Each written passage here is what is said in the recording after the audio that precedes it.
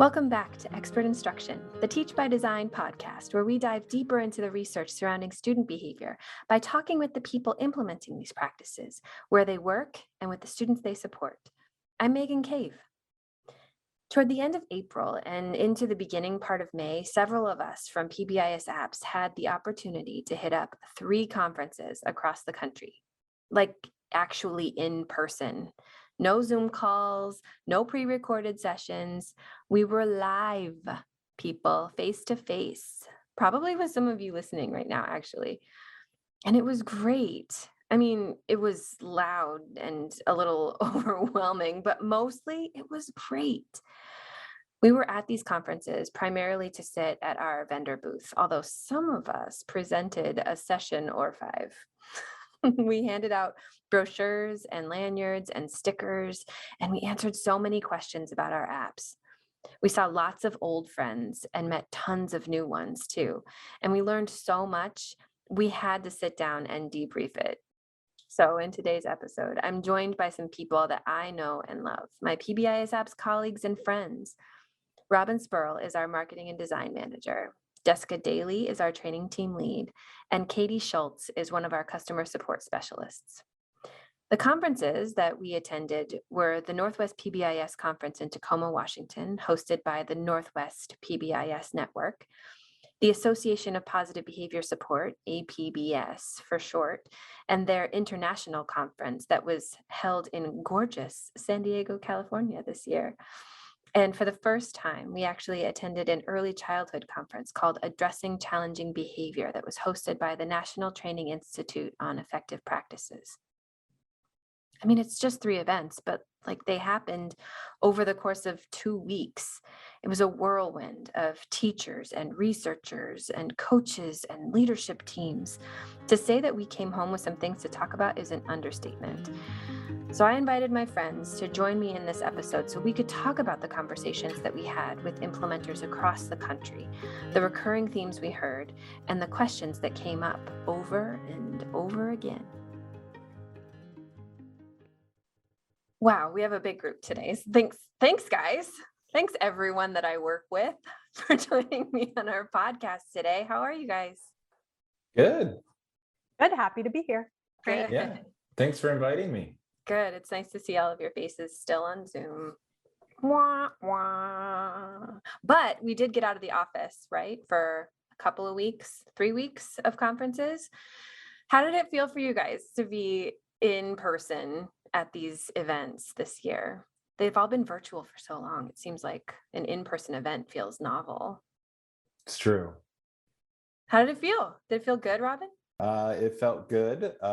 It felt fantastic and yet exhausting. It's so exhausting, right? It's a muscle I haven't flexed in a while. And so it's not exhausting to talk to people. It's just was getting back into the swing of it. Mm-hmm. What did you think, Jessica? Jessica was with me in Tampa. I think it was awkward at first. I felt like it was there was unknown. Like I didn't know if people were going to be wearing masks, if people were going to be distancing. I didn't know how close people were going to be. But once we kind of got into the groove, I think within the first 20, 30 minutes of kind of being with the people, it was like, oh, this is totally fine. Like we can do this. And it was comfortable and wasn't awkward. It was just kind of that initial getting started again was weird. Katie, how about you? Yeah. On top of it being, 2 years not seeing anybody in person, this was my first conference where I was working the table. I've gone and I've attended conferences before, so it was a totally different experience. Mm-hmm. And I loved it. I thought it was great. I'm always behind a computer, emailing with people or talking to them on the phone. So it was so nice to see people's faces and get out there. It feels a little bit like a radio personality, right? Where you know everybody's names mm-hmm. and you know what their email tone is. You've talked to them on the phone a few times, whatever. And then when you see them in person, it's like, whoa, it's like some sort of reunion, or like a blind date, but you're not, but somehow the reverse, like everything about them, but you've never seen them. Like it's so weird. It was so much fun. I loved it. People go, oh, you're Katie. Or I see somebody walking like, oh, you're so-and-so. I email with you all the time. And yeah, it was great. Katie, were you ever surprised? Like, did somebody not look like what you pictured in your head? Where you're like, oh, Always I'm sure happens. this person, has red hair and blue eyes, and like you just have this sense Yes. of what they look like, and then they show up, and you're like, that is not congruent with what I thought. Yes, definitely. But no one in a bad way. Just if I talked to you, you looked even better than I thought you looked.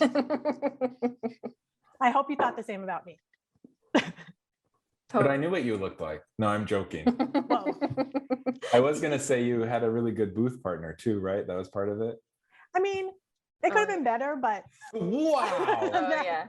the experience is Robin- really fun. Robin and Katie went to San Diego to go to APBS, the Association for Positive Behavior Supports. They have an international conference every year, and Robin somehow managed to draw the warm weather conferences. He got to go to Florida for the Early Education Conference, the NTI conference down there, and to San Diego for the APBS conference. So, In my defense, yes, that's true. But I'm sure people will be listening to this for years and years. And so I just need to explain for context for, 2 years down the road. Okay. No one else wanted to be on a long flight either. That's And fair. so I was That's fair. one of the Cross-country only travel. people that were like, I'll get on that plane. It's a hardship. I get it. I get it. And for those of us that went to the not so warm weather conference up in Tacoma, so I heard it snowed. Megan, Yeah. Deirdre, me, and Alan went to that conference. Right. It's technically not supposed to snow in April in Never. Tacoma. It snowed so many times. It snowed at least twice while we were there. At least twice. Yeah. So all of us spent some time at our booth, at our vendor booth. And Jessica, you actually presented at Northwest PBIS at the conference in Tacoma, as well as the conference down in Tampa. So while we were there, though, we heard from lots of people. And so we thought we'd just kind of talk about all of the things that we noticed, or some of the big themes that we noticed while we were at the table. And one of those, the biggest theme, I think, that happened for all of us was our application, PBIS assessment, is this unknown little gem out there. We talked to so many folks who didn't know it existed. Was that your experience too, Katie?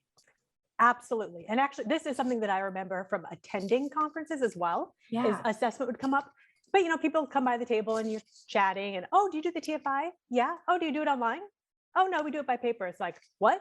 Here, I'm have sorry. this brochure about PBIS assessment. It's free. It's It free. makes it so easy I know. to enter all your assessment data. And they had no idea. No idea. Or they'd walk by the booth and be like, oh, SWIS, we use it, we love it. And they just keep walking. And we go, but what do you know about assessment? What about And they'd PBIS stop. assessment? Jessica, you actually were in the middle of a session and you asked a group of people I about did. Yeah. assessment. I had about 100 people in my session on building evaluation plans, or using evaluation planning for building level teams. And when I asked, do you know assessment? Only about 4 people raised their hands. One of them works with us. So only 3 people. Yeah. But then what was interesting is I did ask about the TFI. I said, do you know, how many of you have taken the TFI? And about half of the people said that they've taken the TFI. But I asked, are you taking it on assessment? And they didn't really know about taking it on assessment. So it seems like there's a mismatch of people knowing about the tools, but not necessarily where to access the tools. And that could have been a product of, for that particular session, it was a lot of building level team people. It could have been a product of, maybe they work with a district coach or something, and that person is responsible for their assessment, management. And so that they don't know, they just send the TFI to somebody and somebody else inputs the data, and then they get a magic report back, and then they don't even access it. But it's always surprising to me how many people are not using the free, application that we have available. Right, exactly. This is Robin again. For maybe for some of the people that aren't getting their magic report back, like I always try to say, you can score it yourself, it's fine, but you won't get any of the great graphs that will then compare your competencies between the subscales, so you can literally see where your strengths and your weaknesses are for your action planning. And then one of the really cool things is you're supposed to take the TFI more than once. And then once you're getting really good at it, annually, and then you can compare all those times you've taken it against the other ones, so you can see how you're improving. Mm-hmm. Yeah. So basically Katie, what's your pitch? When someone came to the booth and they said, assessment, I don't know what you're talking about. What did you tell them? Because we have people listening right now who are in Go this to our website. Yeah. PBISapps.org. Go to applications, PBIS assessment. You'll get all the details, the blurb, about all the surveys. The TFI, it's great for assessment, but things, especially like the climate surveys, where you have sometimes hundreds of people taking them. Do you really want 100 pieces of paper coming back to you that you then have to tabulate the scores? Yeah, that's a good point. I'm guessing the answer is no. And for assessment, you send out a link. It keeps the surveys anonymous, which sometimes with paper could also, just be a little more difficult if you're taking them in a classroom. So save yourself the time. And there's no reason to not sign up for assessment because it's free. It's fully free. Work with your district, designate somebody to be a coordinator who can help kind of coordinate the survey times and adding users to the schools. Well, the other cool thing is, people are always looking for gotchas, and I think we're really good at not having gotchas and being upfront with it. And, people often say, okay, the application's free, but what about the training? And that's when, especially when I'm sitting next to Jessica, I could say, oh, that's such an interesting question.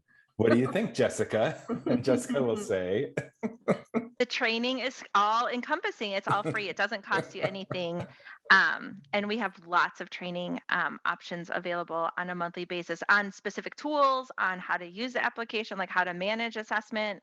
So we have lots of different training offered, and also lots of videos. If you don't want to sit through a webinar, we have a bunch of videos that you can access on demand that you can find out how to use assessment. So we've got kind of the gamut of resources available, so that whatever your preference is, you can actually tap into the way you want to learn about the application. Yeah, and all of the surveys that are inside of assessment are all recommended by the National Center for PBIS. And as they are continuing to do work on new surveys and make updates to existing surveys, we are always trying to get all of those things added inside of assessment as well. So anything that's new and available, we're making it available in that application too. So it's not like there's going to be some new survey that comes out from the center and you're not going to be able to put it, inside of this application. It's all vetted. It's really cool. Megan, one of the things I think is also important for people to know, I guess, is that those tools are already validated. That's why we wait to put them on that application, so they can trust the information that they're getting. That's not the place where we're like trying things out for research. We've already done the research on those tools, and so we know that they are valid, they're reliable, they're useful. We've already done some of that vetting to put them on the application, and so they can trust that if it's on there, we've done our due diligence through the previous research to make sure that it's something that's going to be useful for the team. So they don't have to really sift through and figure that out on their own. Yeah, exactly. Another thing that we talked to a few people about, at least at Northwest PBIS, at the conference that Jessica and Deirdre and Alan and I attended up in Tacoma. We found ourselves talking to folks quite a bit actually about check-in, check-out, but also specifically point cards and how to individualize them either within the application or how to individualize them for specific students that are doing check-in, check-out. It was a lot of questions around tier 2 and tier 3 interventions. And so it was just a difference. Usually we're talking to folks about SWIS, we're talking to them about assessment, obviously, but to have a number of people come up and we were able to talk to them about iSWIS, about the application that we offer within the SWIS suite for tracking tier 3 supports was new for me this year. Did you have that experience too, Jessica? Yeah, I think, check and check out Swiss is great when you're really doing the check and check out intervention strategy, but there's lots of other tier 2 Yes. strategies that schools are using as part of their tier 2 package, if you will, to Mhm. support multiple students. And they need an easy way to capture those data from those intervention strategies. And check and check out Swiss is awesome for check and check out, which by the way should be your primary tier 2 intervention strategy, because it's the most evidence-based and it's the most adaptable and flexible, I think, to support students. However, when you want to individualize or you have other tier 2 strategies, such as maybe even some social skills or skill building groups, or maybe you want to have some things related to academic strategies or academic supports, you can actually use iSWIS, which is our individualized system, to capture some of those data on those students. And you can create your own metrics, you can create your own frequency counts or time durations and those kinds of things. And so iSWIS is actually a really customizable For sure. application to use for that, which is a fun way for people to tap into that application and use it more. Yeah, so check and check out for folks that maybe don't know, is this targeted tier 2 intervention where students who participate carry around a point card, digital or otherwise, and they check in with their teachers throughout the day. When they show up to school, they check in with someone just to start the day off great, and then they check in with their teachers throughout the day just to see how they're doing, and for their teachers to offer them some guidance or support if they need to. And then at the end of the day, they check out with an adult, say, how was your day? What are the things that you need to do or to bring with you tomorrow to be successful? And away they go. Oftentimes there's a home, like a family component where you check in with families to make sure that things are going well. And this intervention, so the intervention itself is, like I said, a targeted intervention, which means that it's group based. So the point card that you establish for the intervention is the same for all students. Now, some students check in the same number of periods, but other students might check in fewer, but the point card is the same for everybody. Where it gets different is for students who maybe need a little bit extra, like they're going to do the check in check out process, but they're going to be specifically focused on certain certain skills. And so they're checking in with their teachers related to specific skills. Now that makes it a more individualized point card. And that's where you can actually set that up within iSWIS. So the student can be doing check in, check out, but it's an individualized point card.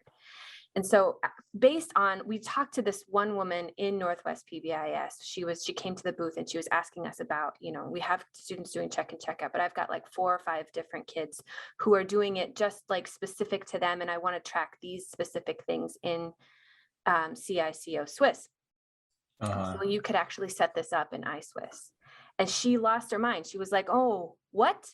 Wait, I can do what? And so we showed her how she could establish a point card for an individual student related to that student's file in the application, and she lost her mind.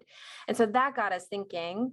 I was checking in with Robin and with Jessica, and we thought we could do this and just set up like a little tutorial on how to set up a point card within iSWIS for individual students. So Katie and I, not this Katie on this podcast, Not me, a member of our training team, and I are going to be working together to bring that to you. So, being a part of these conferences, I would say just it highlights for us the ways that these tools can be used practically in school settings, and how we can actually, make some of those interventions and collecting the data related to those interventions a little easier for folks. So. And make associated resources so that they can, you don't have to reinvent the wheel, and we don't need to ask, you don't have to call in necessarily and get your individual question answered related to setting up a point card. If we have a video available, then we're making it accessible to more people. Yeah, so we're going to figure out a template. We're going Cool. to figure out a tutorial. It's going to be great. So just check it out. We're going to pay attention to our social media. We're all over Twitter and Facebook specifically, but check it out. We'll post about it and make it available to everybody as soon as it's ready. So then APBS, down in San Diego. Robin, you mentioned that you were hearing from folks about collecting positives. As we That's know, right. with PBIS, we do positive as part of the name. It's in the name. So we're trying to encourage the behaviors that we want to see by acknowledging kids for the things that they do that are great. And you had folks coming up to the booth asking what about positives? You want me to use my term? I keep calling them. They just want to know if there's a way to track sparkle points. Sparkle points, right? So whatever point system they have in their building, they could be Cougar Cash, or a lot of times it's tied to their school store or something like Yeah. that. Some students give schools give tickets out. They give they Token. tally things up anyway, and so they want a digital way to award these sparkle points to students. Yeah, and they want to know why we're not doing it. That's right. Right. Yeah, because we have good reasons. Yeah. Yeah. We have this application called SWIS where we're tracking consequences and behaviors that we don't want to see, the unwanted behaviors that are happening in our school. So why aren't you guys giving me a place to track all of the behaviors that I do want to see? Right. And it is a really good kind of starting out question that lots of people have, like, and it's just it's around knowing kind of how these systems work and knowing what data you use for decision making. And so what we usually say is, it's not that we're focusing on the negative and we're not trying to get kids in trouble. It's that, especially in a tier 1 situation where you're tracking your student population as a group, you collect all these office disciplinary referrals together, and then you can look at large trends that are happening in the building. Because for tier 1 and for most students, it isn't really the student's fault, or it's not because the student is bad or they're just doing bad behavior. A lot of times it's the adults in the building, so us, that could be making our systems better. So if we're having so SWIS allows you to look at problems and pinpoint them with really great precision based on a lot of different data that we collect, like time of day, grade, genders, IEP status, things like that. And then we can kind of drill down into the data and see that, it isn't actually a problem with Billy and Tommy and Nicole. It's actually a problem with almost all the 6th graders at lunchtime, because we've developed a system where we just kind of let them all out at the same time. And we've discovered there's not really a monitor watching while people are going to the cafeteria. And so if kids are getting in trouble in that situation, is it really the kids, or can we make our system a little better? And that's just an example. Sure. A simple example. With sparkle points, positive referrals, people call them, the data is making sure that the adults are doing what they're supposed to. Yes. And really, when you're tracking all of those positives in a day, there's not a lot of decisions to make with that data. So it ends up being a lot of work for teachers in the building without a big payoff. And so what we notice is, to really improve the systems in the building, it is way worth your while, way more than tracking positives than tracking these office discipline referrals. I actually had this great conversation with Dr. Rob Horner, who was our director for a long time here at PBISApps. And I was in the middle of writing an article for our Teach by Design blog, which is still up there. So check it out. It's called How to Reward Students the Right Way. I was asking him specifically about these positives and acknowledgements, because it actually has a tendency to be a bit of a controversial topic, related to PBIS, that people often associate PBIS with, token economies and rewarding behaviors and doing nothing, related to anything else. You're just, trying to be all light and fuzzy all the time.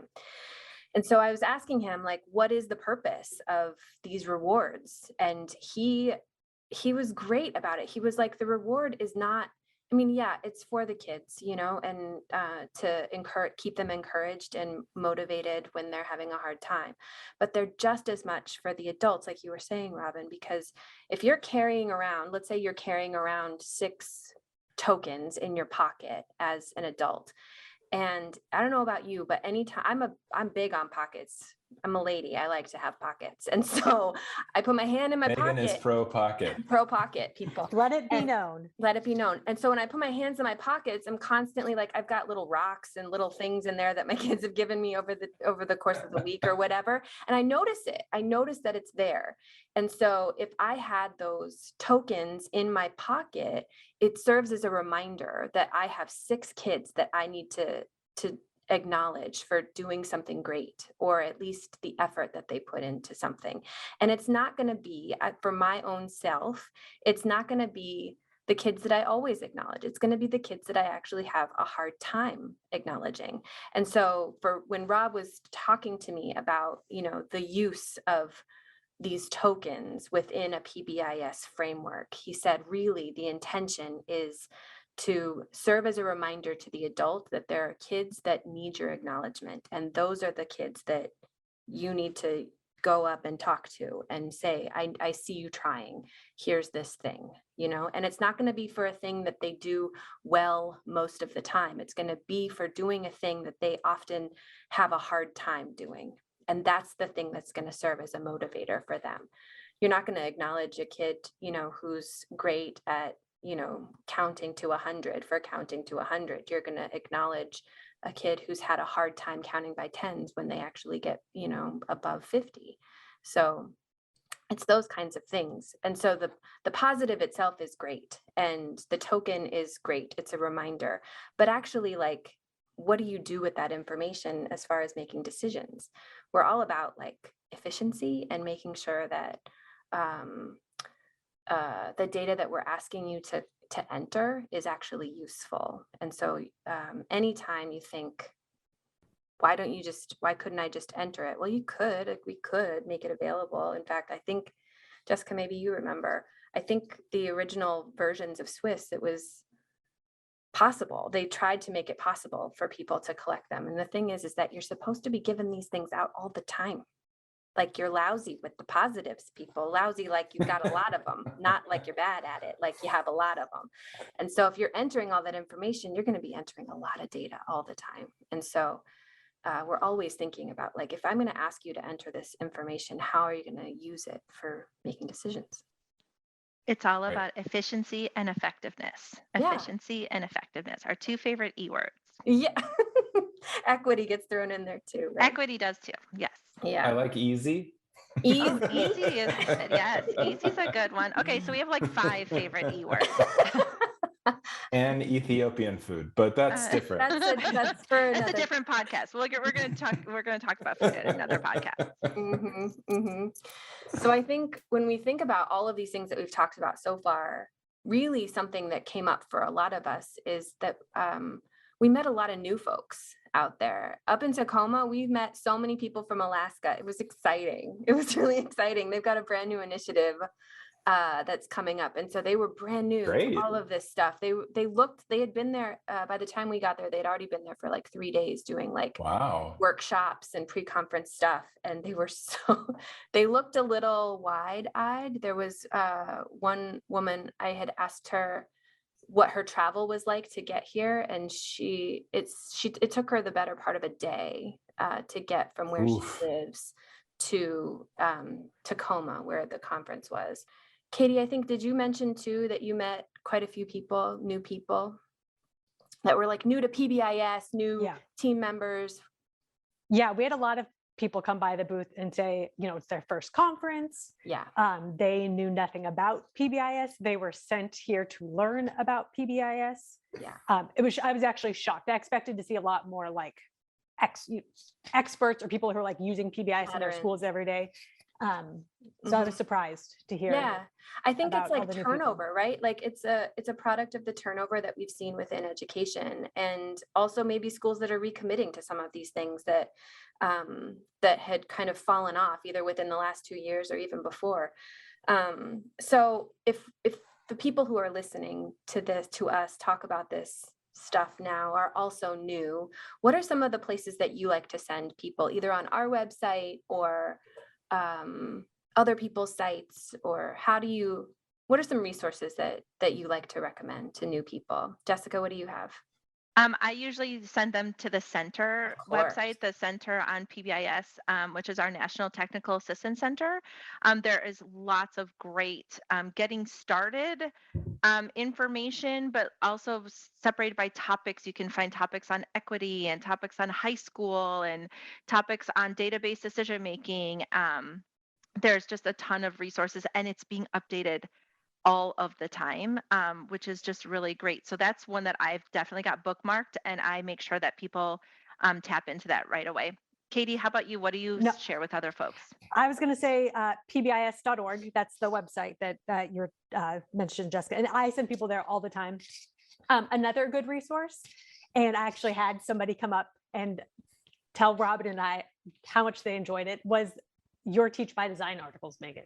Oh, they're a great resource.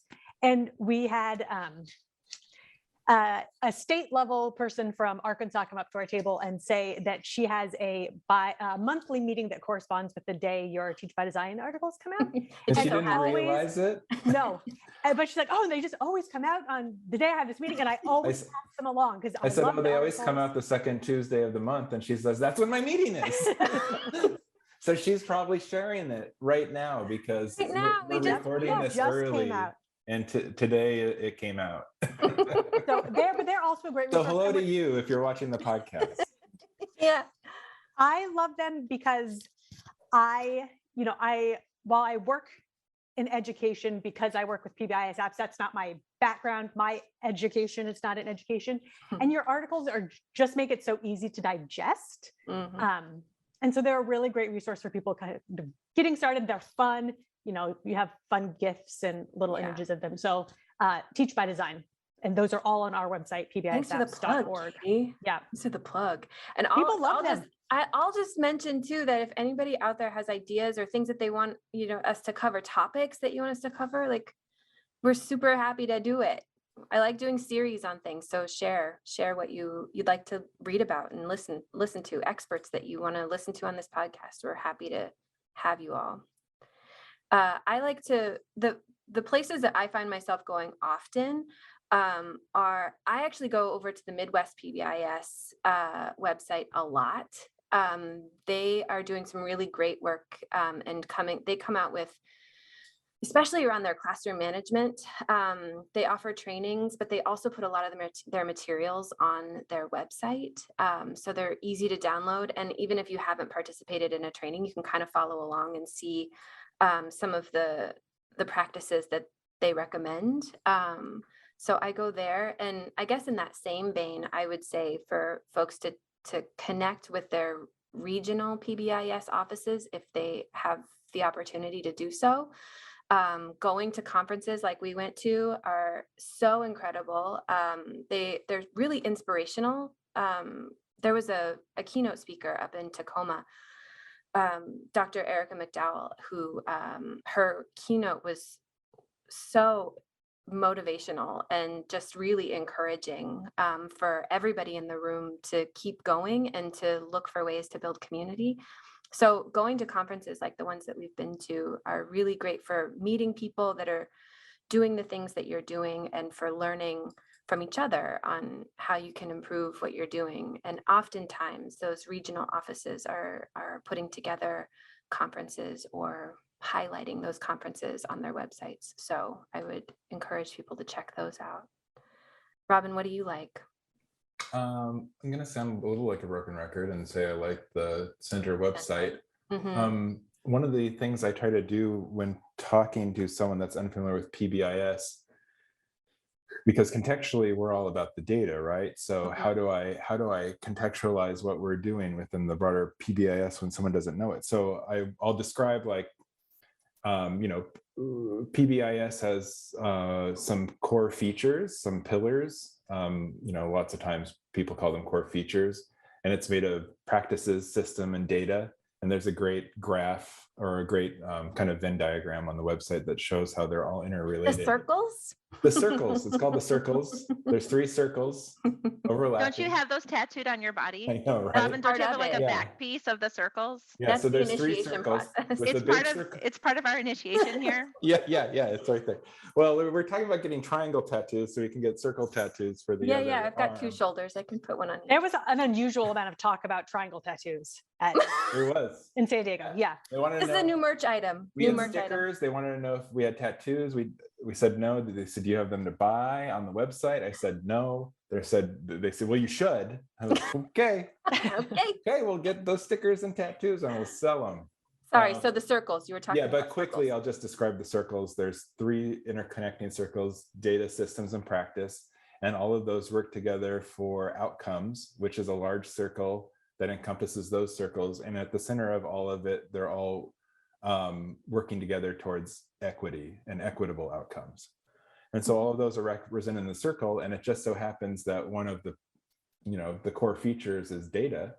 And that's our part. And so I try to explain to people, very quickly that they are using a system. You're probably, 99% of people are using a school information system, and 99% of those do not give you the data that you need to support PBIS in your building.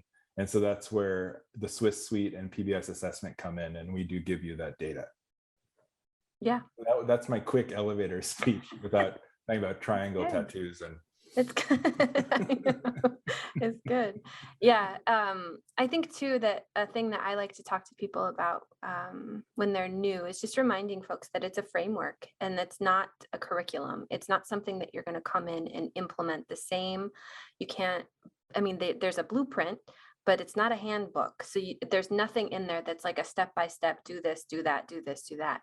It's a framework. And as such, it's contextual. And so whatever it is that you're doing should be representative of the people that are within your building and your community. So PBIS looks different wherever you go, but it should feel you should feel the same when you walk into a school that's implementing PBIS. You should feel like you are connected. You should feel like you're represented. You should feel heard. You should know what's expected of you. Yeah. You should know what is expected of the people around you. So you're all operating together. Yeah. And so all of this stuff that we're talking about, these are all components. These are all ways that you can achieve the outcomes that you're trying to see. And like Robin was saying, the services that we provide at PBISApps help you with the data component of your framework. But the way that you use it, that's kind of up to you. Well, thanks, guys. I'm really glad that we're all back. Is that it? From our travel. Are we done? Yeah, we're finished, man. I was really grateful. I was so grateful to be somewhere in person, but I was also really grateful to be home when I got home. And Robin, I can imagine with your cross-country travel that you also felt grateful to be home. I will tell my story because this will be interesting to the people listening to this, because it's a lot of teachers out there. Hello, teachers. That's our main audience. I was on a flight from San Diego to Oakland. I felt like I was dropping in on someone's chartered flight because I was one of 6 adults that weren't with this probably 100+ group of high school students and their 5 chaperones on this flight that were coming back from some spring break trip where they were like doing some like community something. That's a lively plane. I'm not joking when I said it was over 100 students. I thought it was 40 when I was in the airport, and then I was one of the first people to get on the plane. I watched them get on, And I was sitting next to a flight attendant who was standing next to me, and we were just chatting about the students coming on. And ooh, man, I don't know if you were flown with over 100 high school students, but it can be a rowdy bunch. And my flight attendant was great and brought me a drink. He was like, thank you for being a grown-up. And I kept making eyes at the other adults, like, Yeah. are you seeing what this is? There was only a few times where an adult had to like get the rowdy high school kids in line after the flight attendant was unable to do so. So Remind them of the plane-wide expectations. exactly. Then, yeah, to bring it back to PBIS, it was clear to me that they did not establish the plane-wide expectations when they got on the plane. So it was. You were glad to be home. It was interesting. I'm not using the same words I use with my friends. That's okay. That's okay. We're keeping it safe for work. Yeah. Thanks, guys. I appreciate you and all of the work that you guys put into making these conferences possible and for joining us today on the podcast. Thanks, Megan. Thanks, Megan.